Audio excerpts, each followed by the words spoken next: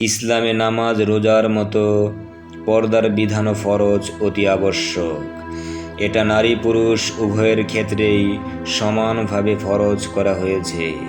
কিন্তু আমরা অন্যান্য বিধানের প্রতি গুরুত্বতার সাথে আমলের লক্ষ্য করলেও পর্দার ব্যাপারে আমরা অবহেলা দেখাই।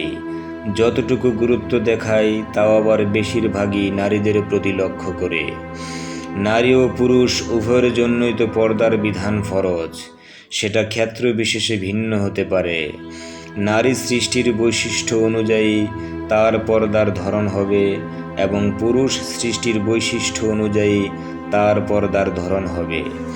নারী ও পুরুষ সৃষ্টির বৈশিষ্ট্য এক নয়, তাই তাদের পর্দার ধরনও আলাদাভাবে হবে। সহজ হিসাব, পুরুষ যেহেতু বাহিরে বেশি থাকবে, কঠোর ও কষ্ট সহিষ্ণু কাজ করবে, তার পর্দার বিধান সে অনুযায়ী। নারীরা যেহেতু ঘরে বেশি থাকবে, একমাত্র জরুরি প্রয়োজন ছাড়া বাহিরে বের হবে না, তাই তাদের পর্দার বিধান সে অনুযায়ী। পর্দার বিধান করা হয়েছে মূলত সমাজের অশ্লীলতা, ব্যভিচার, অনিষ্টতা, মান মর্যাদা ও পবিত্রতা রক্ষার জন্য, যেটা উভয়ের ক্ষেত্রেই যথাযথভাবে গুরুত্বপূর্ণ। পুরুষের পর্দার কথা বললে আমরা অনেকেই একটু অবাক হতে চাই। আসলে কি এটা ঠিক? কখনোই না। অথচ পবিত্র কোরআনে পর্দার বিধান সম্পর্কিত আয়াতটিতে প্রথমে পুরুষদের আলোচনা করা হয়েছে। আল্লাহ পাক রব্বুল আলামিন বললেন, হে নবী, আপনি বলুন ঈমানদার পুরুষদের যেন তারা তাদের দৃষ্টিকে সংযত রাখে এবং নিজের লজ্জার স্থানকে হেফাজত করে। এর মধ্যেই তাদের জন্য রয়েছে কল্যাণ ও উত্তম পবিত্রতা। নিশ্চয়ই তারা যা করে আল্লাহ এ ব্যাপারে অবগত।